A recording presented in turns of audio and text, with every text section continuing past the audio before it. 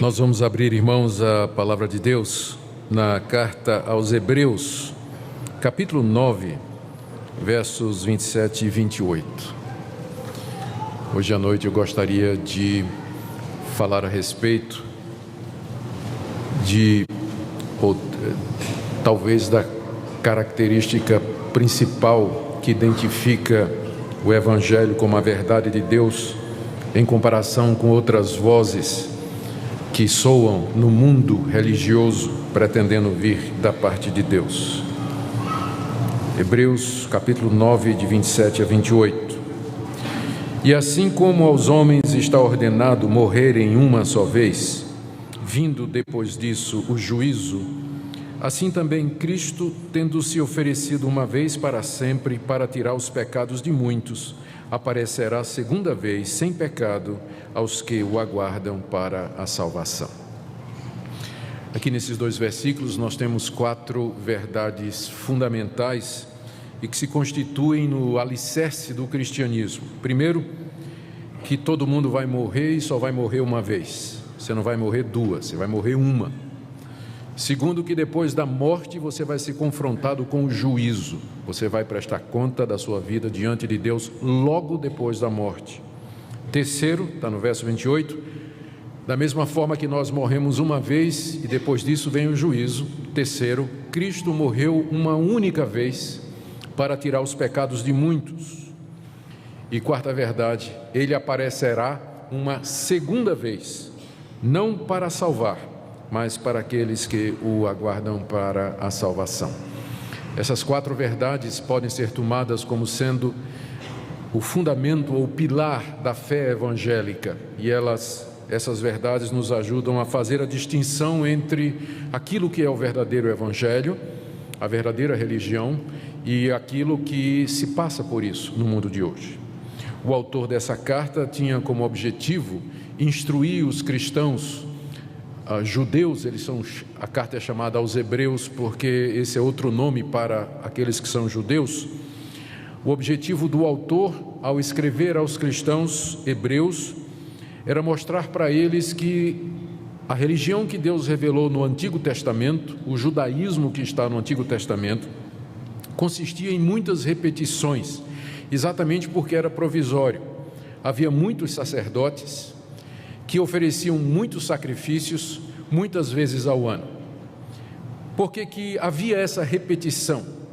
Porque aquelas coisas, elas eram simbólicas e em si elas não tinham poder para resolver o problema do homem, que era o pecado. Por isso que eram feitos repetidos sacrifícios de muitos animais, repetidos dias através dos anos a fim, por muitos sacerdotes que depois eram substituídos por outros.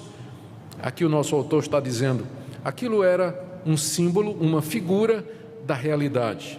Você vai morrer uma vez somente, depois disso vem o juízo. Cristo sacrificou-se uma única vez para tirar os pecados, e Ele voltará uma segunda vez para aqueles que o aguardam para a salvação. Existem basicamente apenas 2 maneiras de se olhar para a realidade. Do ponto de vista pagão, o mundo é controlado pelo acaso, pelo destino, pela sorte e pelo azar. E a história se repete, ela caminha em círculos. Se você estudar a cosmovisão ou a visão de mundo das religiões orientais, por exemplo, ou da nova era, você vai perceber exatamente esse ponto, que para eles a história gira em círculos, os fatos se repetem, e por conta disso uma pessoa não vive somente uma vez.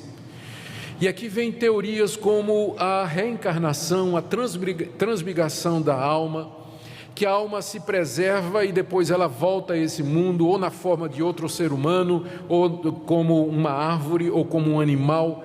Essa ideia da eternidade da alma e da sua perpetuidade dentro da história, ou seja, ela nunca tem fim, nunca tem um ponto final, é característico dessas religiões. E nós encontramos isso aparentemente até dentro do cristianismo, porque, que eu não considero, mas o espiritismo se considera cristão e ele ensina exatamente isso, que uma pessoa não morre só uma vez, mas muitas, porque ela morre e depois ela reencarna, e morre de novo e reencarna.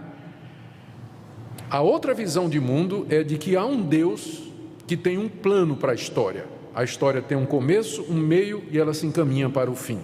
E nós estamos inseridos nessa história. Nós também tivemos um começo, temos uma existência e ela aponta para uma realidade final. E é nessa perspectiva que o cristianismo se insere e nos chama e nos alerta de que o tempo é agora e que o momento é aqui, que nós vivemos uma vez e que nós temos que usar essa vez da maneira correta, porque nós não teremos uma outra oportunidade. É nesse ponto que o cristianismo é diferente de outras religiões, porque ensina essa realidade. Aos homens está ordenado morrer uma vez, depois da morte vem o juízo. A redenção está num ato único feito por Jesus Cristo para nos salvar, e a história se encaminha para o seu fim com a vinda de Jesus Cristo, que vai aparecer uma segunda vez para aqueles que o aguardam para a salvação. Vejamos estes pontos, na expectativa de que nessa noite Deus nos ajude a entender o seu evangelho e a verdade mais claramente. O primeiro ponto está aí no verso 27, aos homens está ordenado morrer uma vez, só uma vez. Quem é que ordenou isso? Deus. Deus ordenou que os homens morressem. Deus ordenou que os homens morressem. Quando Deus criou o homem à sua imagem e semelhança, o colocou sob teste no jardim e o avisou: você pode comer de todas as árvores do jardim, mas dessa árvore do conhecimento do bem e do mal, você não vai comer, porque no dia em que você comer, você vai morrer. O homem desobedeceu a Deus e, como resultado, Deus disse: tu és pó e ao pó tornarás. A morte é o resultado da desobediência dos nossos pais e da nossa própria obediência. Nós fazemos parte de uma raça que está debaixo dessa ordenação de Deus, Todos nós, porque pecadores, filhos de pecadores, membros de uma raça pecadora, estamos debaixo do salário do pecado, que é a morte. Você vai morrer e eu vou morrer. É o Altíssimo que determinou isso. A morte põe fim à nossa existência nesse estado aqui, nesse mundo. É Deus que fez assim, como castigo para a nossa desobediência. A morte, ela vem então da parte de Deus. Nós nascemos, crescemos, existimos, nos desenvolvemos, mas começamos a morrer desde o primeiro dia em que fomos concebidos. É o que nos aguarda no fim da linha, e não há exceção. Você um dia vai enfrentar a morte, porque está determinado por Deus. Segunda coisa que esse texto nos ensina é que a morte é experimentada uma vez apenas. Aos homens está ordenado morrer uma vez, não duas. E se nos está ordenado morrer uma vez, isso significa que, uma vez mortos, outra realidade nos espera, que não o retorno a esse mundo, como algumas religiões ensinam e como algumas pessoas gostariam. A verdade bíblica é que a morte termina a nossa existência terrena no presente século, e que não há um retorno a esse mundo depois dela, porque nós então morreríamos de novo, uma vez vivos. Então é uma vez só, você nasce uma vez e morre uma vez. Você tem essa vida só, você não vai ter outra aqui nesse planeta, aqui nesse mundo, no estado em que ele se encontra. É uma oportunidade só. E nesse ponto, mais uma vez, eu digo, o cristianismo é diferente, porque ele nos confronta com essa realidade, com a fragilidade da nossa vida, com a urgência que cerca os nossos dias, e com a nossa responsabilidade diante de Deus, Religiões que ensinam que você morre e volta, melhorando, piorando, purgando seus pecados para ter outra oportunidade, elas têm o efeito, se levado às últimas consequências, de que as pessoas vão viver do jeito que quiserem, porque afinal elas vão morrer e vão voltar e vão passar por outras experiências e assim por diante. Mas o cristianismo diz: você só vive uma vez e vai morrer uma. Por isso a coisa mais importante da sua vida não é você ser próspero, rico, arrumar um casamento, ter um carro, uma casa, uma boa profissão, ser bonito, famoso. Não, a coisa mais importante da sua vida é se preparar para esse momento em que sua existência terrena haverá de cessar aqui. Porque o segundo ponto aqui que se segue a esse, e que é fundamental no cristianismo, é o que está aqui nesse verso, né, que vem em seguida, que diz que depois da morte vem o juízo. Eu sei que tem muita gente que gostaria que isso não fosse verdade, e por isso há tantas alternativas a isso ensinadas aí. Há pessoas que dizem que depois da morte acabou. Essa é a visão materialista, naturalista de mundo. Só há duas opções: ou a verdade última e fundamental é um Deus que criou todas as coisas e que o mundo existe pelo seu querer e pela sua vontade, e nós nos relacionamos com Ele. Ou a realidade última e final é a matéria, que também é eterna.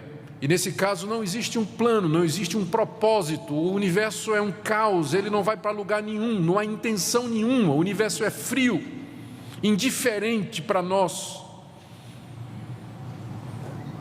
Tem gente que segue o caminho do naturalismo e do materialismo ateísta e vai querer dizer que a vida é aquilo que você vê, que nós somos apenas o resultado de processos químicos, que amor, alegria, pensamento, consciência é apenas resultado de interações químicas do nosso cérebro.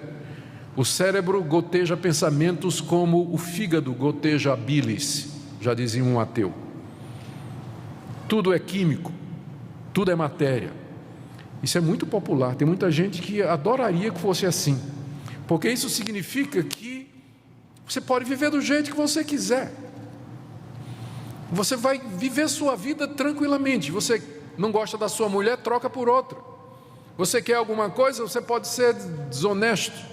Você pode usar dos recursos que quiser para obter o que quiser, porque se não há um Deus, se não há uma realidade final, se não há um juízo, eu não tenho a quem prestar contas, e só tem uma razão de você existir, que é o hedonismo, a busca do prazer, que é o que caracteriza a nossa sociedade hoje. Qual é a razão das pessoas viverem? A busca do prazer. Querem se satisfazer, querem se realizar. Mas se você sabe que depois da morte vem o juízo, isso vai fazer diferença. Eu sei que também tem gente que diz: não estou dizendo que depois da morte acabou, mas a gente entra assim num sono, não é?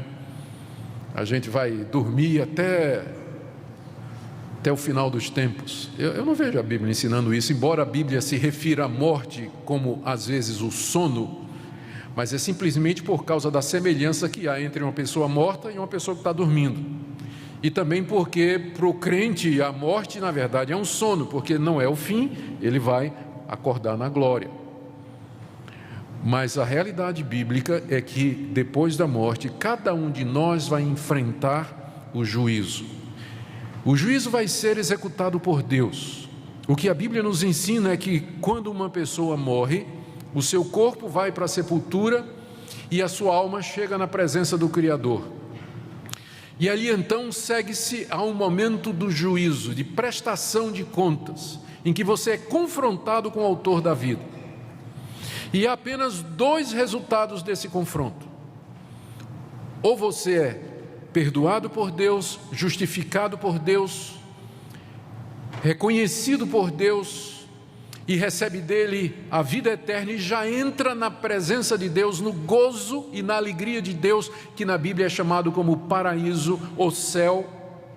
Ou então você será reprovado por ele, condenado por ele, pelos seus pecados, pelos seus atos de impureza, cometidos por pensamentos, palavras e obras, dos quais Deus tem pleno conhecimento de todos eles, e que serão trazidos diante de você, expostos como razão da sua condenação. E a partir da sua condenação, julgado, condenado, você já entra depois da morte no sofrimento eterno. Você já entra no sofrimento. Então é o juízo do qual se segue dois resultados: ou a vida eterna ou o sofrimento eterno. Aos homens está ordenado morrer uma vez, e depois disso vem o juízo. Seremos todos julgados por Deus depois da morte, com dois resultados possíveis apenas. Veja como isso exclui purgatório. A Bíblia não tem lugar para purgatório. A ideia de que depois da morte, se você cometeu alguns pecados que são mais leves do que outros, você vai sofrer nesse lugar para purgar os seus pecados, para depois entrar para o céu. Não tem chance nenhuma depois da morte. Purgatório não é ensinado na Bíblia. Também a Bíblia não ensina que você vai ficar vagando, que sua alma vai ficar vagando, que você vai ficar vendo seus familiares, você vai poder de alguma forma se comunicar com ele através de médiuns, como diz o Espiritismo. Coisa nenhuma. Depois da morte você vai dar de cara com o Criador de todas as coisas, com o Altíssimo, Todo-Poderoso, diante de quem sua vida será exposta e a quem você há de prestar contas. E quem poderá escapar? Quem poderá escapar ao juízo de Deus? Um Deus que conhece o que eu penso, sabe o que eu falo e vê o que eu faço. Um Deus que me conhece no recôndito da minha casa, conhece os meus pensamentos mais secretos, as intenções e motivações do meu coração. Quem pode ficar em pé diante desse Deus? E é aqui que entra a terceira verdade e que torna o cristianismo tão distinto das outras religiões. Diz aqui o verso 28: assim também, da mesma forma que aos homens está ordenado morrer uma vez e depois disso segue-se o juízo, assim também Cristo, Jesus Cristo, tendo se oferecido uma vez para sempre para tirar os pecados de muitos. Vamos parar aqui. Essa é a terceira verdade, e que vem na sequência das outras duas. Depois da morte, nós morremos uma vez, e depois da morte vem o juízo. Quem é que pode escapar do juízo de Deus? Ninguém. Nem vocês, nem eu. Não há ninguém aqui, nunca houve e não haverá, que cumpra a lei de Deus, a vontade de Deus, as determinações de Deus, de maneira tão absoluta e perfeita que Deus o aceite como justo com base nesse cumprimento. Todos nós quebramos a lei de Deus, todos os 10 mandamentos, do primeiro ao último, por pensamentos, palavras e por obras. Nossa vida toda, toda a vida. Não há um justo, um sequer. Não há quem entenda, não há quem busque a Deus, pois todos pecaram e carecem da glória de Deus.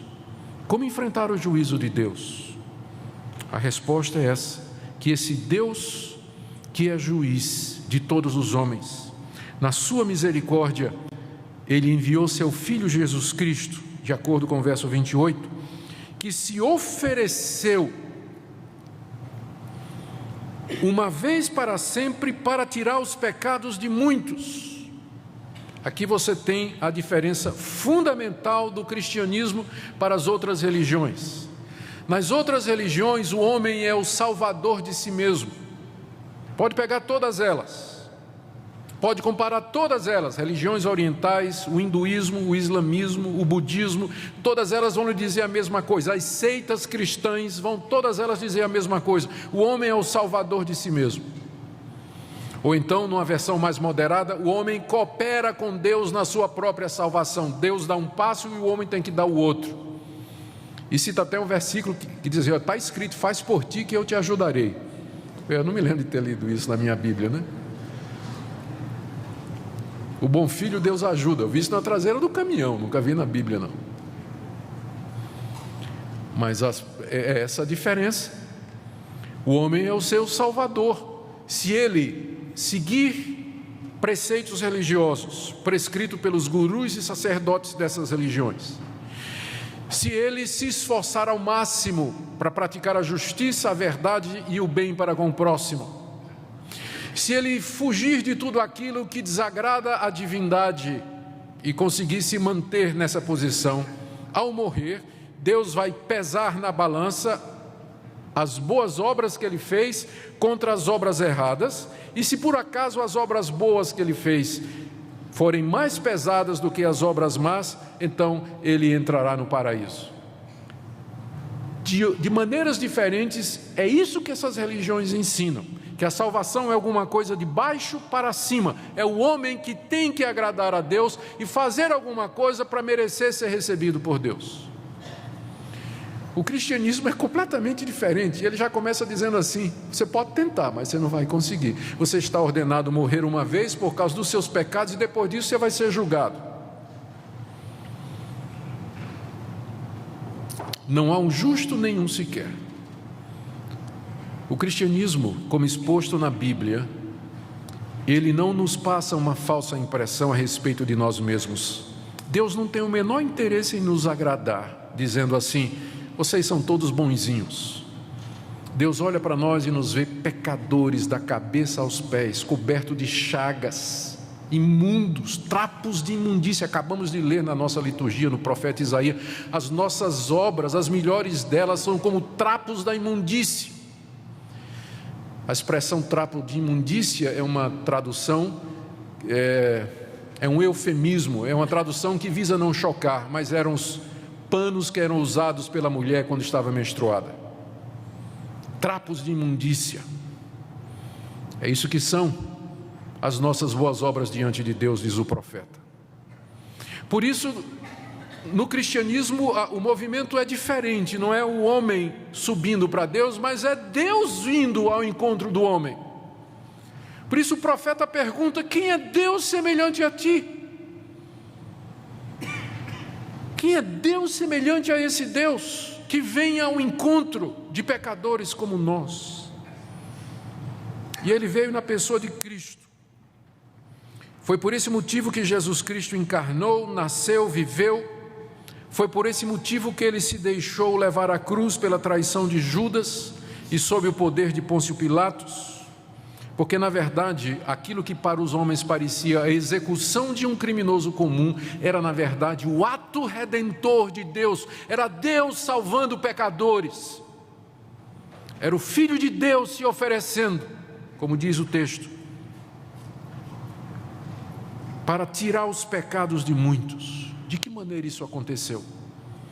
Na cruz do Calvário, Jesus Cristo recebeu a devida punição para os nossos pecados, nos estertores mortais, na dor que ele sofreu, a ponto de dizer: Deus meu, por que me desamparaste? Até o momento em que ele morreu de fato e de verdade. Ele experimentou a morte de maneira real. Essa morte para a qual nós estamos ordenados, Cristo a experimentou. E ao fazer isso, ao tomar o nosso lugar na morte, Ele é o nosso Redentor. Note que o texto diz que Ele apareceu para tirar o pecado de muitos, não é de todos, embora eu sei que tenha gente que diga isso, mas Ele apareceu para tirar o pecado de muitos, porque aos que não querem, aos que não vão crer, aos que não vão se arrepender, aos que vão acreditar que são bons o suficiente para merecer de Deus alguma coisa, aos que vão continuar na teimosia do seu caminho, e no dia do juízo, após a morte diante de Deus, eles serão confrontados pelos seus pecados e com o fato de que nunca fizeram coisa alguma para merecer de Deus clemência, misericórdia, compaixão. E o que lhes espera é o sofrimento eterno, sem fim.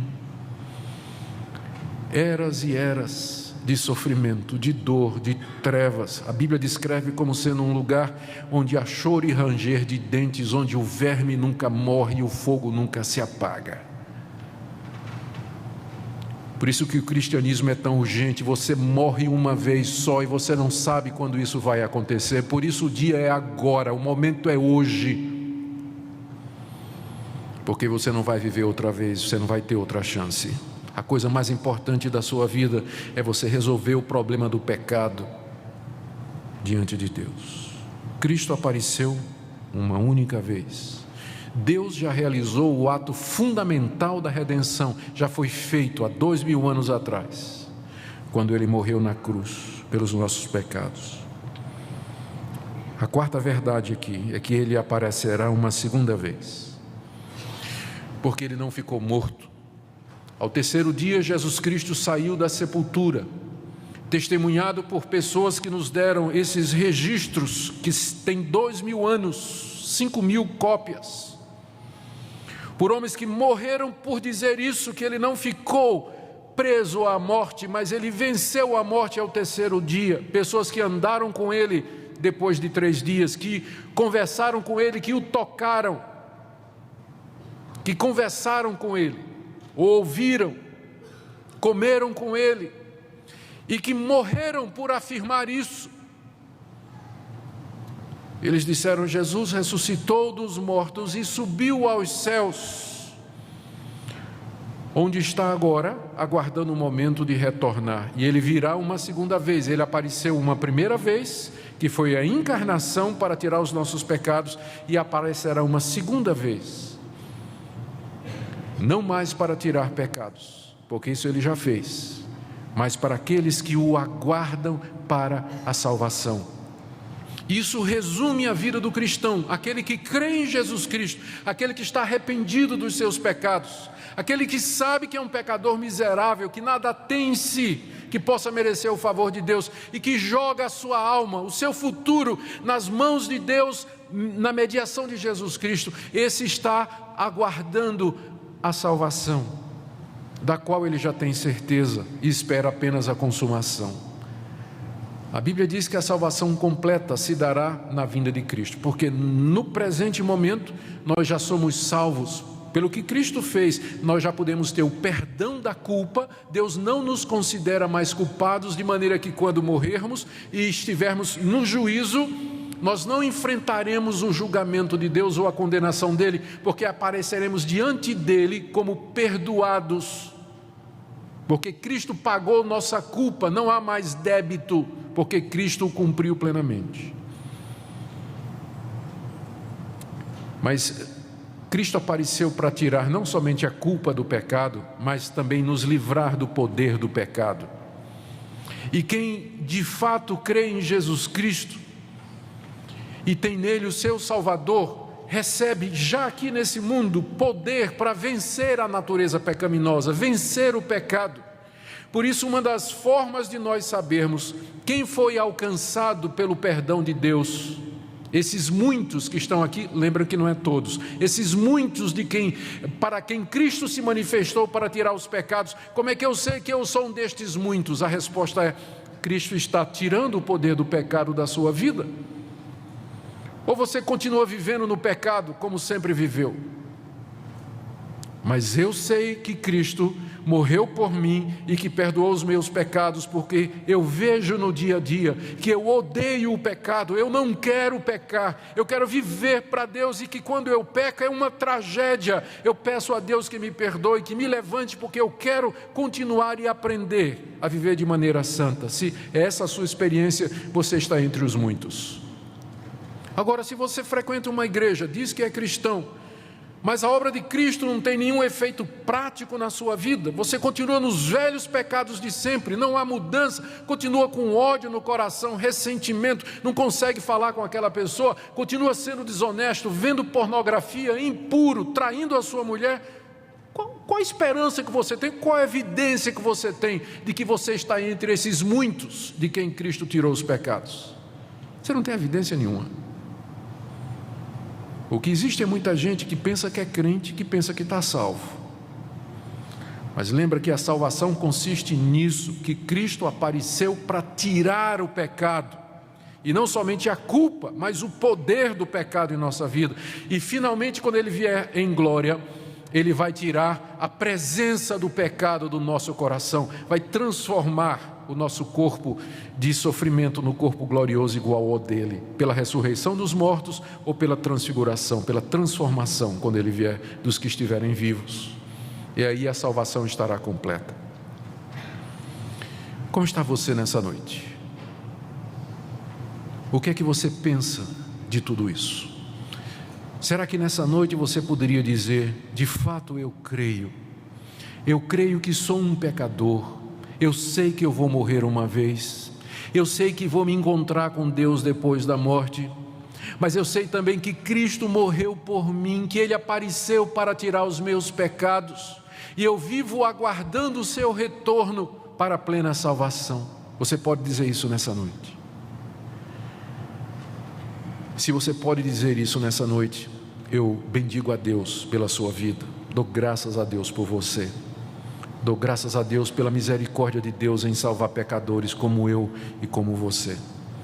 Mas se você está incerto nessa noite, se você não tem certeza disso, ou se você não tem a menor ideia do que eu estou falando, mas nessa noite Deus falou ao seu coração, e você sabe que você precisa resolver o problema do pecado na sua vida, eu queria lhe convidar nessa noite a que você creia em Jesus, o Filho de Deus, que você se arrependa dos seus pecados, que você busque a Deus, e que você sem condição se entregue a Deus e diga: Deus, eu sei que depois da morte vem o juízo, e eu sei que se eu for levado ao teu tribunal eu serei condenado. Tenha misericórdia de mim pelo que Cristo fez na cruz, perdoa esse pecador e me recebe como teu filho. Você não quer fazer isso hoje? Eu queria convidar vocês todos a se colocarem em pé, e nós vamos orar nesse instante.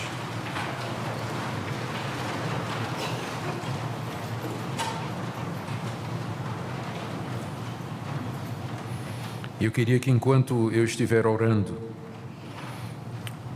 você coloque sua vida nas mãos de Deus, como pecador, reconhecendo que não tem mérito nenhum, que já ofendeu demais a Deus com seus pecados, mas sabendo que esse é um Deus gracioso e bom, que em Cristo Jesus oferece perdão.